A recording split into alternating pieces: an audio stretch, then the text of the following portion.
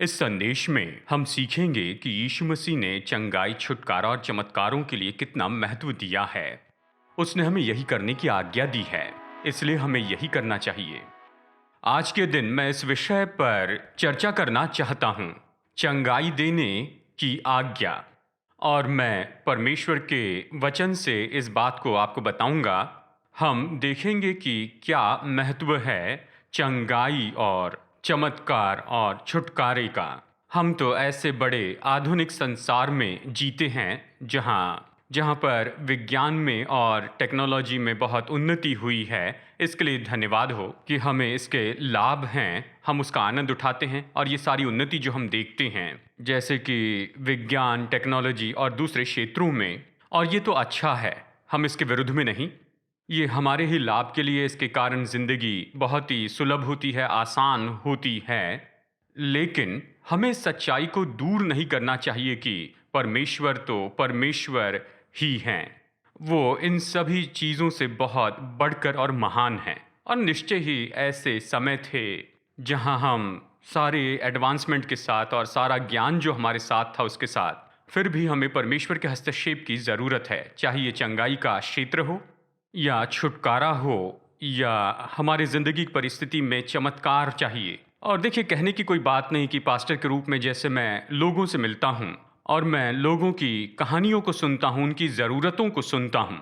देखिए, मनुष्य के रूप में किसी तरह से संभव नहीं कि वो उस परिस्थिति को हल कर दे या फिर उस ज़रूरत को हल कर दे और बदलाव लेकर आए। इसके लिए परमेश्वर का अलौकिक हस्तक्षेप चाहिए।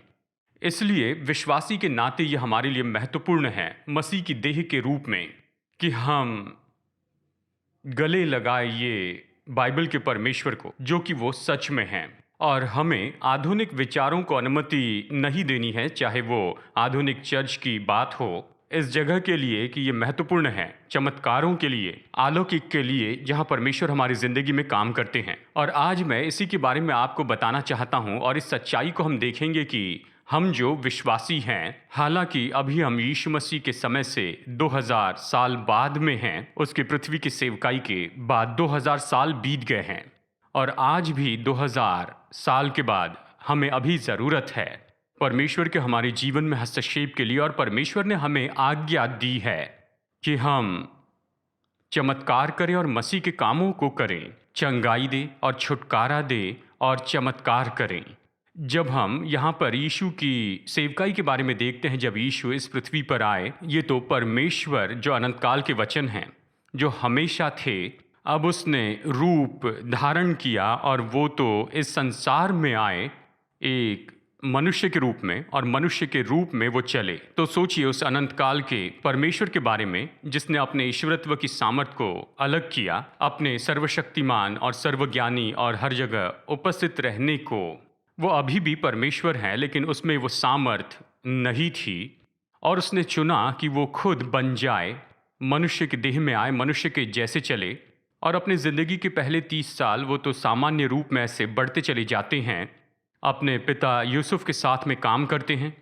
उसके पिता यूसुफ तो बढ़ई थे, तो ये तो निश्चय ही सामान्य बात है कि यीशु ने बढ़ई का काम किया होगा। और फिर सुसमाचार में हम देखते हैं कि उन्होंने यीशु को पहचान लिया कि ये बढ़ई का पुत्र है। शायद उन्होंने उसे देखा होगा कि वो कुर्सी, टेबल और डेस्क बना रहे हैं। वो बढ़ई के रूप में जाने जाते थे, बढ़ई के पुत्र के रूप में। इस तरह से 30 साल बिताए। अपने ज़िंदगी के शुरू के 30 साल में वो तो बढ़ई के रूप में रहे, बढ़ई के जैसे वो काम करते रहे। और फिर उसने अपनी सेवकाई शुरू की 30 साल की उम्र में। ये अनंत काल के वचन है जिसने यहाँ पर सेवकाई शुरू की, और वो अपनी सेवकाई को किस तरह से करते चले गए। तो अगर आपके पास आपकी बाइबल है तो निश्चय इसे देखिए। और जैसे हम अक्सर करते हैं, हम साथ में स्क्रीन पर वचन भी रखेंगे ताकि आप उन वचनों को हमारे साथ में पढ़ सकें। लेकिन आज मैं पुराने तरीके से करूँगा। मैं यहाँ पर अपनी बाइबल खोलूँगा और हम बाइबल से यहाँ पर पढ़ेंगे। मत्ती अध्याय 4 में वचन 23 और वचन 24 यहाँ पर पढ़ते हैं। बाइबल कहती है, यीशु सारे गलील में फिरता हुआ उनके आराधनालयों में उपदेश करता और राज्य का सुसमाचार प्रचार करता और लोगों की हर प्रकार की बीमारी और दुर्बलता को दूर करता रहा। और सारे सीरिया देश में उसका यश फैल गया और लोग सब बीमारों को, जो नाना प्रकार की बीमारियों और दुखों में जकड़े हुए थे और जिनमें दुष्ट आत्माएं थी, और मिर्गी वालों और लकवे के रोगियों को उसके पास लाए और उसने उन्हें चंगा किया। गलील और दिकापुलिस, यरूशलेम, यहूदिया और यरदन नदी के पार से भीड़ की भीड़ उसके पीछे हो ली। तो यीशु ने क्या किया, उसने अपनी सेवकाई किस तरह से की, बाइबल स्पष्ट बताती है कि वो प्रचार करते रहें, वो उपदेश देते रहें और साथ ही वो चंगाई भी देते रहें। और यहाँ जो चंगाई शब्द है, इसमें तो सारे ऐसे अद्भुत काम थे, यानी लोगों को चंगाई देना, हर तरह की बीमारी और रोगों से और दुष्ट आत्माओं के सताव से, हम इसके लिए कहेंगे छुटकारा। और वो हर तरह के चमत्कार करते चले गए लोगों के लिए। वो प्रचार किए और शिक्षा दी और चंगाई दी। अब प्रचार और शिक्षा महत्वपूर्ण है। अब मैं चाहता हूं कि आप इस महत्व को समझिए। ये काम जो कि यीशु ने किए, चंगाई, छुटकारा और अलौकिक काम, इसका महत्व जानिए। तो यीशु ये चमत्कार करते चले गए और सुसमाचार में कुछ ऐसे चमत्कार लिखे गए हैं। और सच में यूहन्ना ये बताता है अपने सुसमाचार के अंत में, यहाँ पर यानी यूहन्ना के सुसमाचार अध्याय 20 में और अध्याय 21 में। तो आइए यहाँ पर अध्याय 20 से पढ़ते हैं। वचन 30 में यूहन्ना कहता है, यीशु ने और भी बहुत से चिन्ह चेलों के सामने दिखाए जो इस पुस्तक में लिखे नहीं गए। तो यूहन्ना कहता है, देखो, हम तो आंखों देखे गवाह थे इन सारे चमत्कारों के, और उनमें से कुछ हमने तुम्हारे लिए लिखे हैं, पर यीशु ने ऐसे बहुत से चमत्कार किए जो इसमें लिखे नहीं गए हैं। और फिर अध्याय के अंत में, यानी यूहन्ना अध्याय 21 के अंत में लिखता है, वचन 25 में वो कहता है, और भी बहुत से काम हैं जो यीशु ने किए, यदि वे एक एक करके लिखे जाते तो मैं समझता हूं कि पुस्तकें जो लिखी जाती वे संसार में भी न समाती।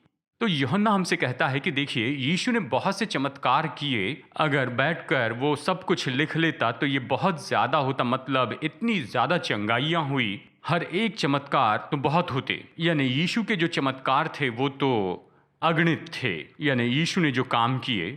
तो ये देखना दिलचस्प है कि कैसे यीशु ने इस काम को दूसरों को सौंपा, अपने चेलों को।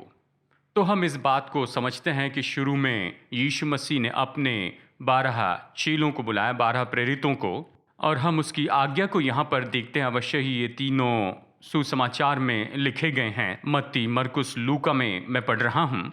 मत्ती रचित सुसमाचार अध्याय 10 से वचन 1 में ये कहता है, फिर उसने अपने 12 चेलों को पास बुलाकर उन्हें अशुद्ध आत्माओं पर अधिकार दिया कि उन्हें निकाले और सब प्रकार की बीमारियों और सब प्रकार की दुर्बलताओं को दूर करे। वचन 7 और 8, और उनसे कहा, और चलते चलते ये प्रचार करो कि स्वर्ग का राज्य निकट आ गया है। बीमारों को चंगा करो, मरे हुओं को जिलाओ, कोढ़ियों को शुद्ध करो, दुष्ट आत्माओं को निकालो। तुमने सेंत में पाया है, सेंत में दो। ये बात देखना तो बहुत ही दिलचस्प है कि यहाँ पर यीशु इस अलौकिक सेवकाई को उन्हें सौंप रहे हैं अपने 12 चेलों के द्वारा। वो इन 12 को बुलाते कहते हैं, देखो, मैं तुम्हें अधिकार देता हूं। यहाँ पर ग्रीक शब्द है एक्सोसिया। ये अधिकार के बारे में कहते हैं, हम इस पर और सिखाएंगे आने वाले हफ्तों में। वो कहते हैं, मैं तुम्हें अधिकार देता हूं, मैं तुम्हें अधिकार देता हूं। वो कहते हैं, मैं सब दुष्ट आत्माओं पर, सारी बीमारियों पर मैं तुम्हें अधिकार देता हूं। मैं तुम्हें अधिकार देता हूं कि तुम हर तरह की बीमारी को चंगाई दो, हर तरह की बीमारी को। मैं चाहता हूं कि तुम जाओ, प्रचार करो और लोगों को बताओ कि परमेश्वर का राज्य हमारे क्षेत्र में आ रहा है। प्रभु काम कर रहे हैं, वो पृथ्वी पर अपना राज्य स्थापित कर रहे हैं।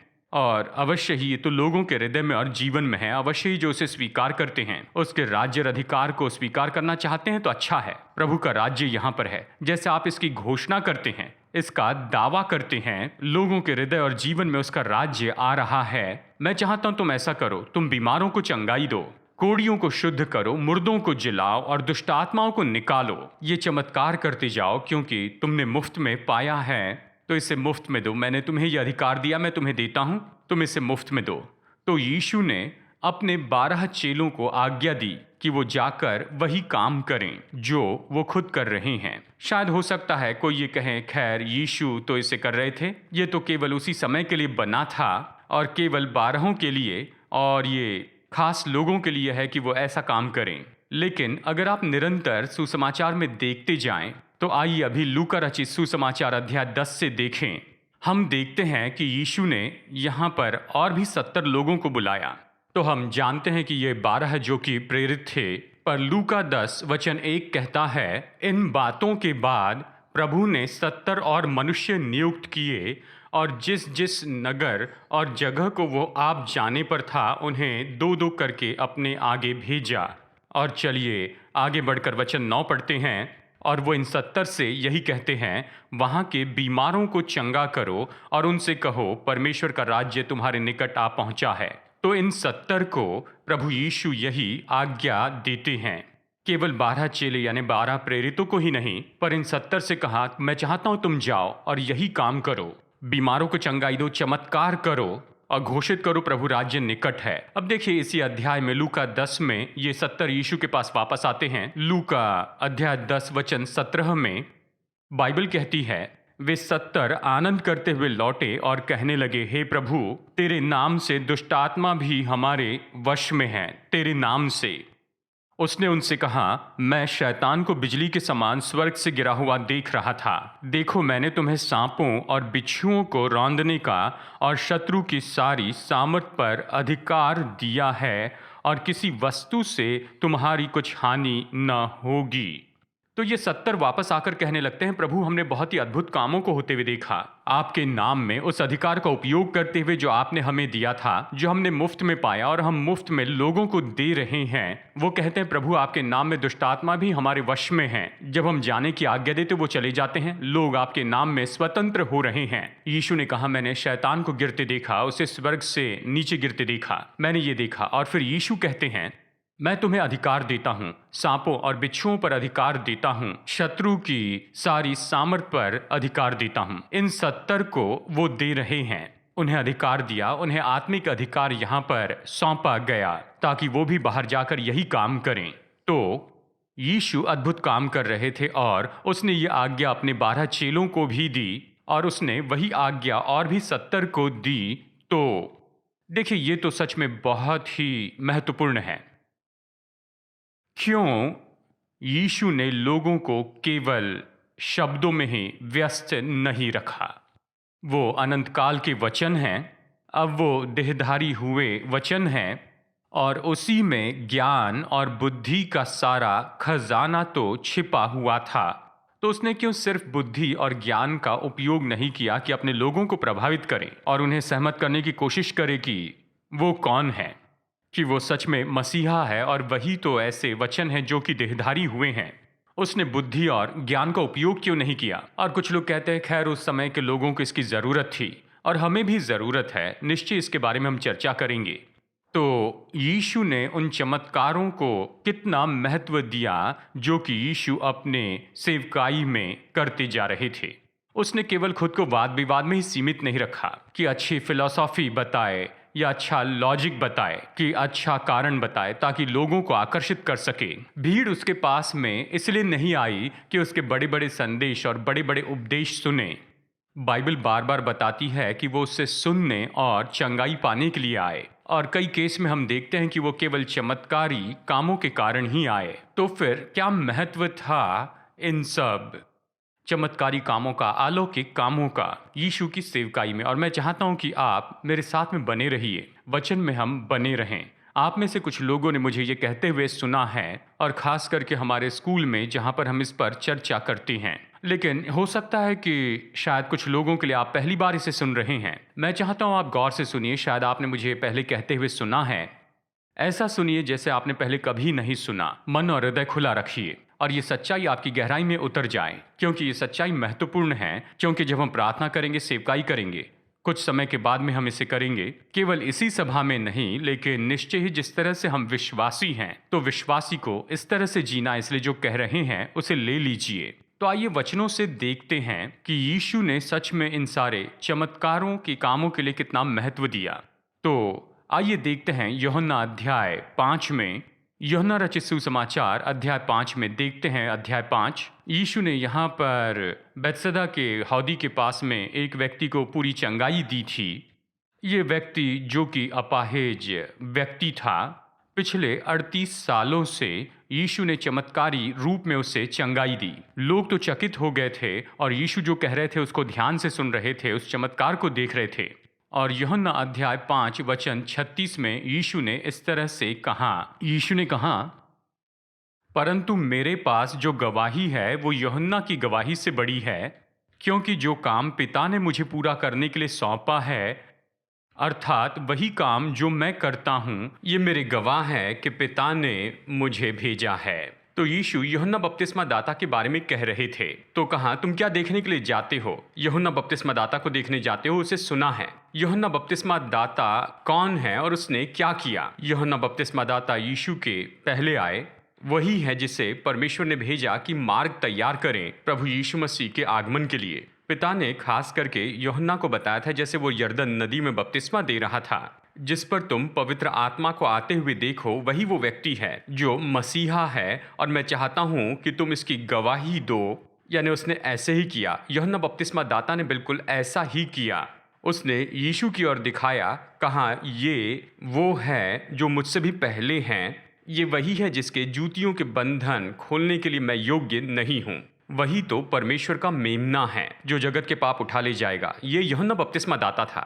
ये पुराने नियम के सारे भविष्यवक्ताओं में सबसे बड़ा था, मूसा से भी बड़ा था, एलिया से और एलीशा से बड़ा था। पुराने नियम के भविष्यवक्ताओं में सबसे बड़ा, जिसने यीशु की ओर देखकर कहा, ये मसीहा है। और यूहन्ना अध्याय 5 वचन 36 में यीशु यहाँ क्या कहते हैं? यीशु कह रहे हैं, मेरे पास यूहन्ना से भी बड़ी गवाही है, यानी मेरी ऐसी गवाही है जो कि ये यूहन्ना की गवाही से भी बढ़कर है। ये गवाही क्या है? यीशु क्या कह रहे थे? यीशु कह रहे हैं यहाँ वचन 36 में, वही काम जो मैं करता हूँ वही मेरे गवाह हैं। वही काम, तो यीशु कह रहे हैं, देखो ये चमत्कार के काम जो मैं करता हूँ, ये तो पुराने नियम के सबसे बड़े भविष्यवक्ताओं की गवाही से भी बढ़कर हैं। तो चमत्कारों के कामों का महत्व आप यीशु के लिए समझ सकते हैं। वो कहते हैं, जो काम मैं कर रहा हूँ ये तो मैं कौन हूँ, इस बात की गवाही देने के लिए महत्वपूर्ण है। यूहन्ना बपतिस्मा दाता यानी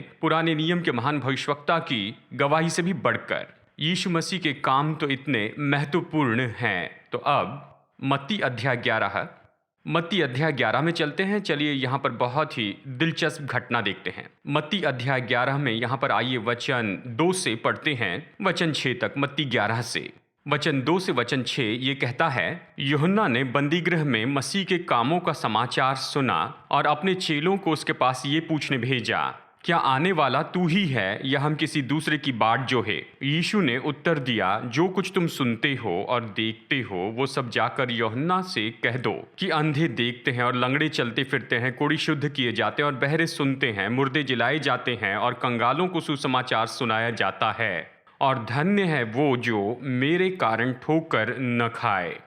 देखिए, इस समय में मत्ती अध्याय 11 में यूहन्ना बपतिस्मा दाता को इस समय राजा हेरोदेस ने पकड़ लिया था और उसे जेल में डाल दिया था। यूहन्ना बपतिस्मा दाता जेल में था और यीशु जो कुछ भी कर रहे थे उसके बारे में वो सुन रहा था, लेकिन यीशु मसीह उसे जेल से छुड़ा नहीं रहे थे। तो यूहन्ना गड़बड़ी में आता है कि आप कल्पना कर सकते हैं, ये वही मनुष्य है जिसने देखा कि पवित्र आत्मा यीशु पर उतर आ रहा है। ये वही मनुष्य था जिसने यीशु की ओर दर्शाकर कहा, ये परमेश्वर का मेमना है। अब वो जेल में है और इस पर सवाल उठाता है। तो अपने चेलों को भेजता, कहता है, यीशु से पूछना कि आने वाला तू ही है या हम दूसरे की बाट जो है। यूहन्ना यहाँ पर अनुमान लगाता है, संदेह करता है। अब यीशु कैसे यूहन्ना को प्रत्युत्तर देंगे? यीशु यूहन्ना से ये कह सकते थे, यूहन्ना क्या तुम सब भूल गए? मेरे जीवन में जो कुछ भी हुआ वो सब क्या तुम भूल गए कि स्वर्गदूतों के बड़े समूह ने आकर मेरे जन्म के बारे में घोषणा की थी चरवाहों के सामने? यूहन्ना क्या तुम्हें याद है 3 बुद्धिमान लोग तारे को देखकर आए थे, स्वर्ग का तारा मुझे दिखा रहा था। यूहन्ना तुम भूल गए कि पवित्र आत्मा को मुझ पर आते हुए तुमने देखा। यानी ये सब कुछ, यानी यीशु इनमें से किसी भी बात की ओर दर्शाते हुए कहते, यूहन्ना ये सब बताते हैं कि मैं कौन हूं। लेकिन यीशु ने क्या किया? बस चमत्कारी कामों के बारे में बताया। यूहन्ना के चेलों से कहा, जाकर यूहन्ना से कहना, तुम क्या देखते और सुनते हो? अंधे देखते हैं, लंगड़े चलते हैं, बहरे सुनते हैं, गूंगे बोलते, मुर्दे जिलाए जाते और कंगालों को सुसमाचार प्रचार किया जाता है। ये चमत्कार के काम है जिसकी ओर मैं दर्शाऊंगा यूहन्ना के सामने। चिन्ह के रूप में, सबूत के रूप में, गवाह के रूप में कि मैं ही सच में मसीहा हूं। यीशु यही कहते हैं। तो यीशु के काम कितने महत्वपूर्ण हैं, ये अलौकिक काम, ये तो बहुत ही महत्वपूर्ण है। यहां तक कि वो कौन है इसके बारे में यूहन्ना को बताते वक्त भी, जो कि पुराने नियम का सबसे महान भविष्यवक्ता था। एक और वचन यहां पर हम देखेंगे, वो है यूहन्ना रचित सुसमाचार अध्याय 10। आशा करता हूं मेरी बातों को समझ रहे हैं आप, इसे समझ पा रहे हैं कि यीशु जो चमत्कार का काम कर रहे थे उन्हें कितना महत्व दे रहे थे। हाँ, वो प्रचार करते चले गए, वो शिक्षा देते चले गए, लेकिन वो जो काम कर रहे थे वो उन्हें दर्शाते हुए कह रहे थे कि ये तो इतने महत्वपूर्ण हैं कि इसे प्रकट करे, इसकी गवाही दे, कि ये गवाही दे कि मैं कौन हूं। वो चंगाई के काम थे, लोगों को छुटकारा देना और अद्भुत काम करना।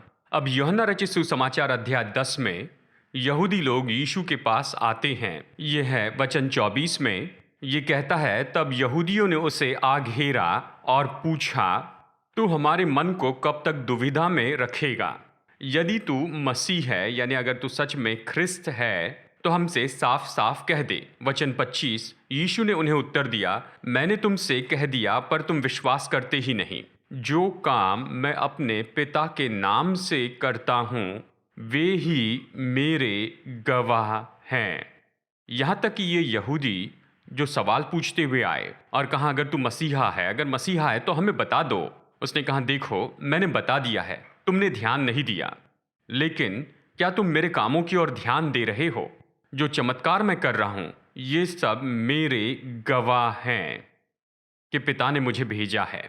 एक बार फिर वो दर्शा रहे हैं इन अलौकिक कामों को लोगों के सामने गवाह के रूप में कि सच में वही तो मसीहा है।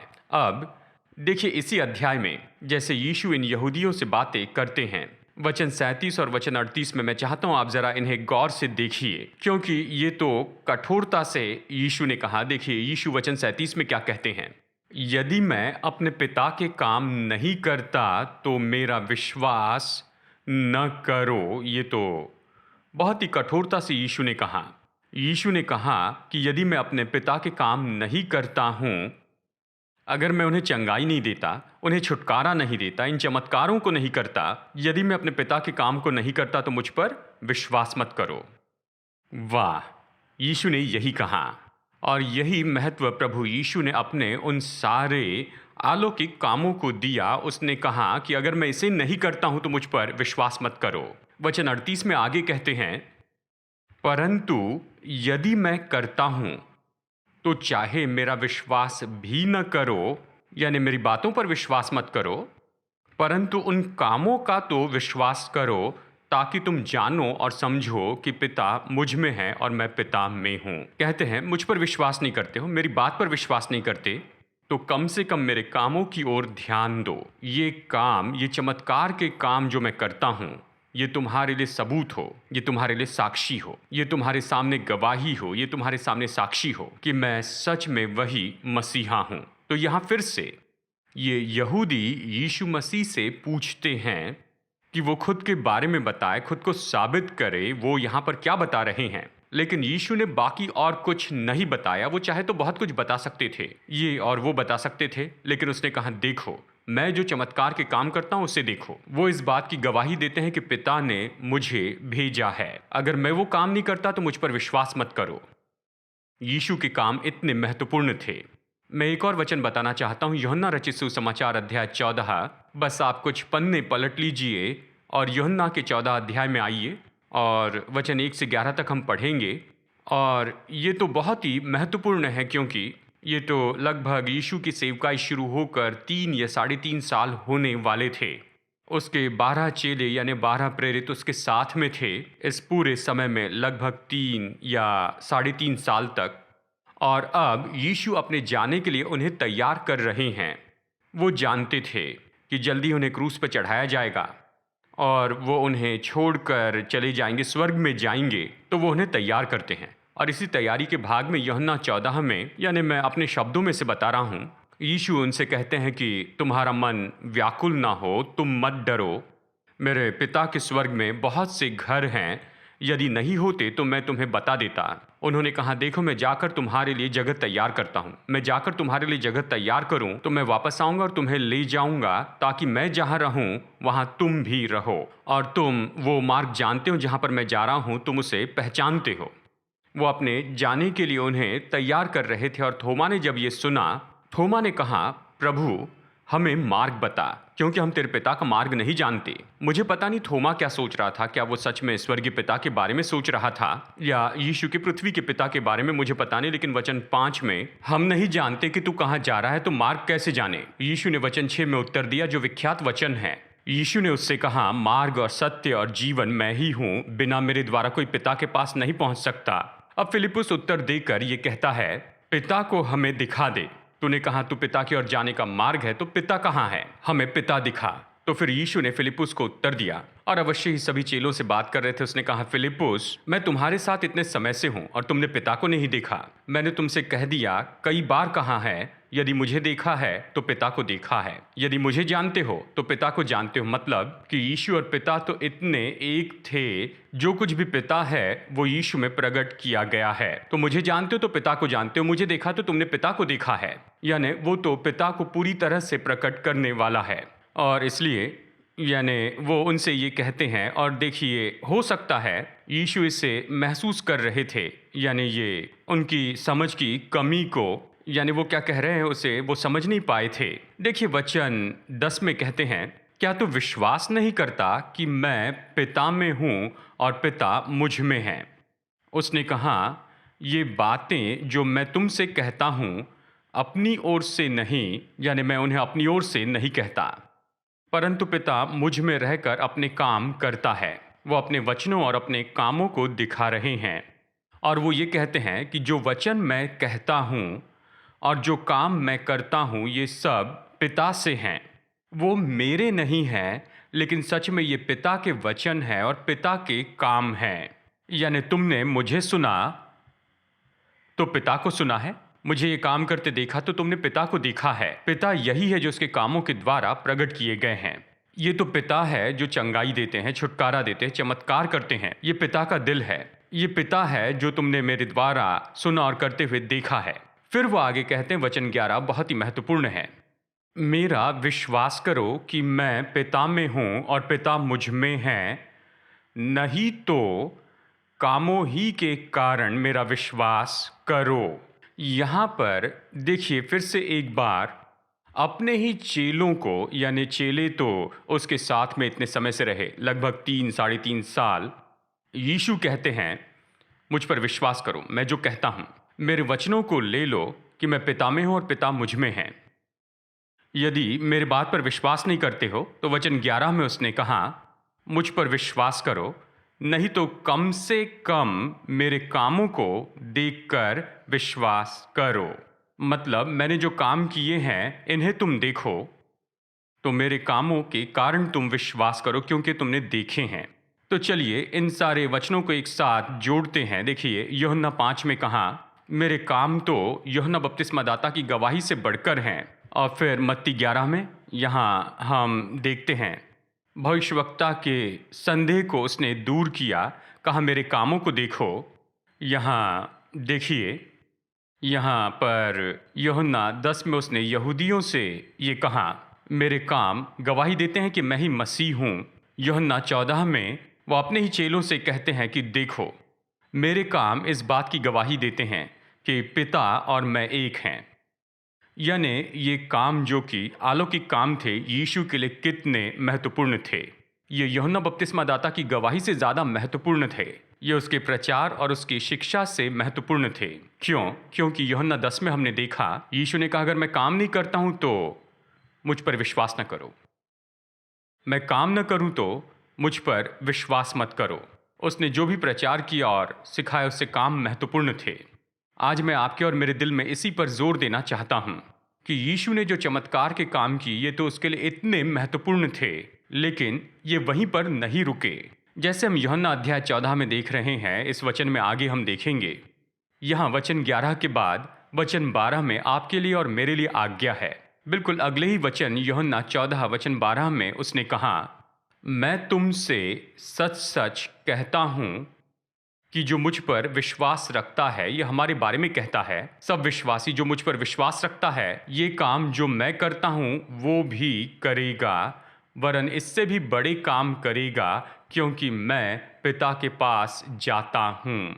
यानी यूहन्ना 14 वचन 12, इसे जब कहा गया था उस संदर्भ में समझना होगा। और जिस संदर्भ में ये वचन दिया गया था, यानी जब उसके चेले उससे कह रहे थे, यानी सोच रहे थे, पिता के बारे में सोच रहे थे, तो उसने कहा मैं जो काम करता हूँ ये तो सबूत है कि मुझे पिता ने भेजा है और पिता और मैं एक हैं। और इस संदर्भ में यीशु ये कहते हैं कि विश्वासी वो वही काम करेंगे और उससे भी बड़े बड़े काम करेंगे, क्योंकि वो पिता के पास गए हैं। और वो यही काम क्यों करेंगे, इसके पीछे वही कारण है कि हम जो काम करते उसके द्वारा मसीह के काम जो हम अपने दिनों में अपने समय में करते हैं, ये दर्शाए कि मसीह कौन है, कि ये सच में जीवित परमेश्वर का पुत्र है, ये सच में मसीह है, सच में यही पिता की ओर से आए हैं, सच में यही जगत के उद्धार करता है, यही सच में मार्ग, सत्य और जीवन है। यानी मसीह के कामों को करना ये सच में इतना महत्वपूर्ण है, आज चर्च के लिए इतना महत्वपूर्ण है। और विश्वासी के नाते मैं आपको प्रोत्साहित करता हूं, हमें इसे फिर से खोज निकालना है। देखिए, मार्ग में कहीं ना कहीं हम अपनी समझ को खो चुके हैं, अलौकिक के महत्व को खो चुके हैं विश्वासी के जीवन में और चर्च के जीवन में। वचन पर विश्वास कीजिए कि यीशु ने महत्व दिया है इन अलौकिक कामों को, तो हमें भी इसे इतना ही महत्व देना चाहिए। और सच में उसने कहा कि हम जो उस पर विश्वास करते हैं वो इससे भी बड़े बड़े काम करेंगे। यानी 2000 साल पहले उसने जो काम किए थे, हमारे दिनों में, हमारे समय में हम ऐसे ऐसे काम करेंगे जो यीशु ने अपने दिनों में, अपने समय में नहीं किए। उसने कहा इससे बड़े काम तुम करोगे, और इसीलिए हमें इसकी ज़रूरत है हमारे दिनों में, हमारे समय में। यहाँ सन 2020 में संसार के सामने गवाही होनी चाहिए कि यीशु मसीह कौन है। और निश्चय यीशु के विश्वासी होने के नाते हमारी ये जिम्मेदारी है कि यूहन्ना 14:12 में जैसे उसने कहा है कि हम उसने जो काम किए वही करें, ताकि संसार जान ले कि यीशु मसीह ने जो कहा है वो सच में वही तो है। किसी भी तरह कोई भी या किसी भी तरह का थियोलॉजिकल बहस आपको ये सोचने के लिए विवश न करें। यीशु ने जो अलौकिक काम किए, उन सारे अलौकिक कामों को उसने बहुत ही महत्व दिया। अब अवश्य ही कई बार हमारी लॉजिक या खुद की जो समझ है वो हमसे अलौकिक लूट लेती है, और हम प्रभु का धन्यवाद करते हैं पढ़ाई के लिए, उसके विरुद्ध में हम नहीं हैं। मैं खुद निरंतर सीखता हूँ, पढ़ता हूँ, और इन सब के लिए प्रभु का धन्यवाद हो। हमें जानना है हमारी पढ़ाई हमें कहाँ रखनी है। हमारी पढ़ाई परमेश्वर से महान नहीं है। हमारा पढ़ना, हमारी समझ, हमारी साइंटिफिक टेक्नोलॉजी का ज्ञान, वो परमेश्वर से बढ़कर नहीं। परमेश्वर तो बहुत महान है, और जितना ज़्यादा हम बढ़ाते जाते हैं हमारा ज्ञान और साइंस और टेक्नोलॉजी के बारे में हमारी समझ, ये परमेश्वर की जगह कभी नहीं ले सकती है। इसीलिए अपने सीखने को, यानी आपकी जो पढ़ाई लिखाई है, वो आपसे अलौकिक को छीनने न पाए। परमेश्वर अभी भी काम कर रहे हैं, और यीशु अभी भी काम कर रहे हैं, और वो चाहते हैं कि आप उससे भी बड़े बड़े काम करते जाएं। हम विश्वासी हमारे समय, हमारे दिन में, लोग कहते हैं ये सब चर्च में क्यों नहीं दिखता है, क्योंकि चर्च को इन सारी बातों से लूट लिया गया है। वो सारी गलत चीज़ें जो कि हमें सिखाई गई हैं। हमें इतना साहसी होना है कि इसे दूर करके वचन की सरल सच्चाई को हमें ले लेना है, और ये कहना बाइबल में मैं ये देखता हूँ और मैं बाइबल के साथ खड़े रहूँगा, मैं वचन के साथ खड़े रहूँगा और कहूँगा परमेश्वर मेरे जीवन के द्वारा आप इसे कीजिए। और इस संदेश के अंत में मैं आपका ध्यान मत्ती अध्याय 28 की ओर लेकर आना चाहता हूँ।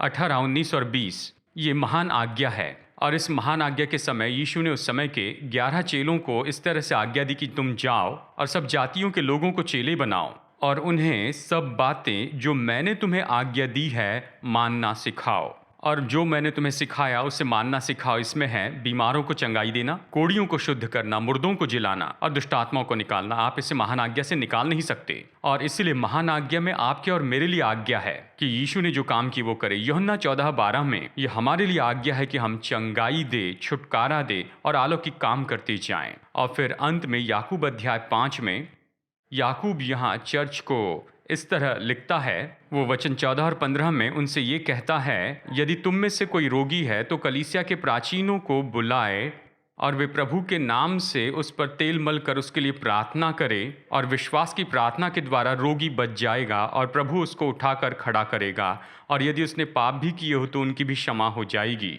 देखिए, यहाँ कलीसिया को ये आज्ञा दी गई है कि चंगाई दे। कहते हैं अगर कोई बीमार है वो चर्च के प्राचीनों को बुलाए, वो प्रार्थना करें, प्रभु के नाम में तेल मलकर प्रार्थना करें और विश्वास की प्रार्थना से बीमार चंगा हो जाएगा। यहाँ पर मुख्य बात तो बहुत ही सरल है, विश्वास। देखिए, विश्वास इतना सामर्थी है। यीशु ने इस तरह से कहा, विश्वास जो कि राई के दाने के बराबर हो वो पहाड़ हटा सकता है। अगर आपके और मेरे पास राई के दाने के बराबर भी विश्वास हो तो हमारे सामने के पहाड़ हटेंगे। यीशु ने कहा, अगर तुम में विश्वास है, छोटा सा विश्वास, यानी कि राई के दाने के बराबर का विश्वास, उसने कहा तुम्हारे सामने के पहाड़ हट जाएंगे, आपको कोई रोक नहीं पाएगा। कल्पना कीजिए, आपने जो सीखा है, जो प्रचार सुना है, उसके बाद भी राई के दाने के बराबर जैसा विश्वास ना हो। आप कहेंगे, ये कैसे कह सकते, राई के दाने से भी बड़ा विश्वास है। खैर, राई के दाने के बराबर विश्वास का सबूत यह है कि पहाड़ तो हटाए जाएंगे, क्योंकि याकूब ये लिखता है, विश्वास तो कर्म बिना मरा हुआ है। अगर मैं उन कामों को प्रकट नहीं करता हूं तो जो कुछ भी मेरे पास है, वो जो मैं दावा करता हूं वैसा नहीं।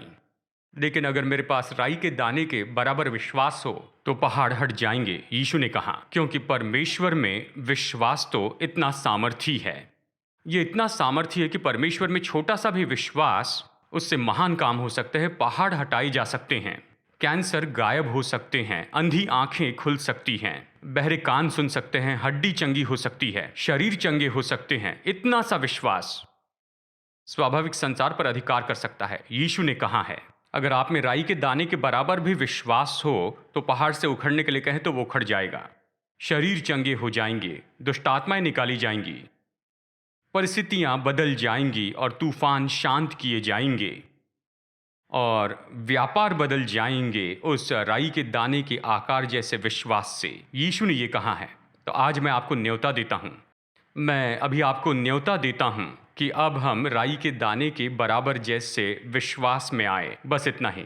यीशु ने कहा, अगर आप में ऐसा विश्वास है तो ये सामर्थी है, कुछ भी हो सकता है। मत्ती में कहा, तुम्हारे लिए कुछ भी असंभव नहीं होगा। परमेश्वर में थोड़ा विश्वास करने से आपके लिए कुछ भी असंभव नहीं होगा। तो इसलिए विश्वास कैसे आता है? वचन सुनने से आता है। इसलिए इतने समय तक हमने यहाँ पर परमेश्वर के वचन का अध्ययन किया कि हम उस वचन पर विश्वास करें। विश्वास परमेश्वर का वचन सुनने से आता है। इसलिए वचन की शिक्षा और सेवकाई इतनी महत्वपूर्ण है। और आपने और मैंने अभी परमेश्वर का वचन सुना है, ये हम में विश्वास उत्पन्न करेगा। इसलिए आपका कारण बनाना उस विश्वास को न लूटे जो आपके दिल में जन्मा है प्रभु का वचन सुनने के द्वारा। कुछ पल के लिए बस सारी बहस को आप दूर कर दीजिए कि 1000 कारण जो प्रचारकों ने आपको दिए हैं कि आप क्यों चंगाई नहीं पा सकते हैं। शायद वो कहे ये परमेश्वर का समय नहीं है, परमेश्वर की इच्छा नहीं है, शायद ये भविष्य में हो जाएगा। उसे अलग रखिए। बाइबल कहती है कि पिता ऐसे काम करते हैं, पिता चंगाई देते हैं। ये मसीह के काम है, बिल्कुल पिता के जैसे। ये ऐसे ही होता है। अपने सारे कारणों को दूर रखिए, ये सोचना कि आपकी परिस्थिति इतनी मुश्किल क्यों है या ये असंभव क्यों है। बस परमेश्वर की ओर देखिए, उसके साथ कुछ भी असंभव नहीं, सब कुछ संभव है। क्या आप कैंसर से लड़ रहे हैं, लुकेमिया या किसी तरह का कैंसर जो भी हो, शायद डॉक्टर ने कहा कि देखिए हम इसके लिए कुछ नहीं कर सकते हैं। स्वर्ग के परमेश्वर हैं जिसके लिए कुछ भी असंभव नहीं है। उसकी ओर से एक स्पर्श सब कुछ बदल देगा। हमें बस चाहिए थोड़ा सा विश्वास, राई के दाने बराबर का विश्वास चाहिए और हर पहाड़ टल जाएगा और हमारे लिए कुछ भी असंभव नहीं होगा। मैं चाहता हूं अभी इस पल आप प्रभु पर विश्वास कीजिए। मैं सरल प्रार्थना करूंगा। मैं जानता हूं कि आप सब लोग जो मुझे देख रहे हैं, आपकी बहुत सी ज़रूरतें हैं, शारीरिक तो कुछ भावनात्मक। कुछ लोग हादसे से होकर गए जिसके कारण वो दुखी हैं या कुछ दुष्ट आत्माओं से परेशान हैं। जैसे मैं प्रार्थना कर रहा हूं, मैं पवित्र आत्मा के अभिषेक पर विश्वास करता हूं। हमारे अपने अंदर कुछ नहीं है, लेकिन हमारे पास यीशु का सामर्थी नाम है और पवित्र आत्मा की सामर्थ है और परमेश्वर की सामर्थ है। परमेश्वर ने यह हमें दिए है। तो जैसे मैं अभी प्रार्थना करता हूं, विश्वास करता हूं प्रभु आपको छू रहे हैं उसके पवित्र आत्मा की सामर्थ के द्वारा और उस नाम के द्वारा जो सभी नामों में श्रेष्ठ है, कि बीमारियां और रोग तोड़ दिए जाएंगे और हम लोग अपने दिलों को विश्वास से जोड़ेंगे। उस राई के दाने के बराबर का विश्वास दिलों को जोड़ेंगे। विश्वास करेंगे कि प्रभु चमत्कार करेंगे। प्रभु के लिए कुछ भी असंभव नहीं है। ये काम परमेश्वर के लिए बहुत महत्वपूर्ण है।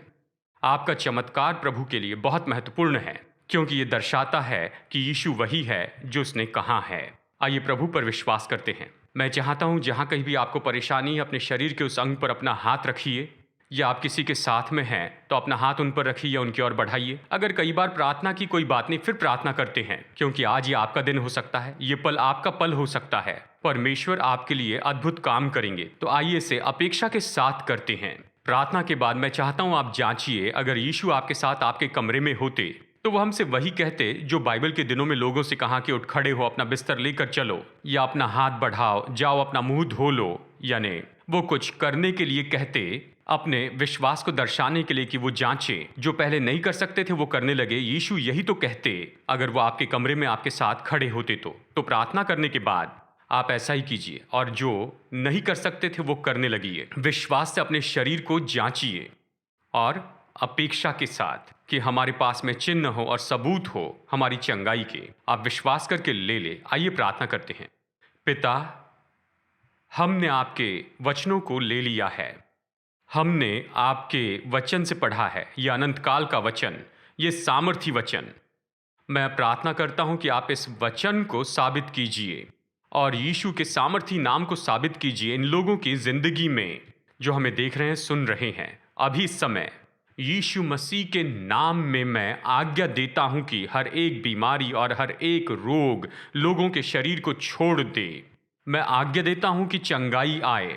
डॉक्टर ने इन्हें बताया है कि इनकी परिस्थिति सुधर नहीं सकती, लेकिन ये चंगाई प्राप्त करे यीशु मसीह के नाम में, परमेश्वर की पवित्र आत्मा की सामर्थ के द्वारा। हर एक व्यक्ति जो हमें देख रहा है, सुन रहा है, चंगा हो जाए। मैं दुष्टात्मा के हर एक कामों को अभी इस समय निकाल देता हूं यीशु के नाम में। हर एक गलत अशुद्ध आत्मा मैं तुम्हें निकालता हूं यीशु के नाम में, जाने की आज्ञा देता हूं।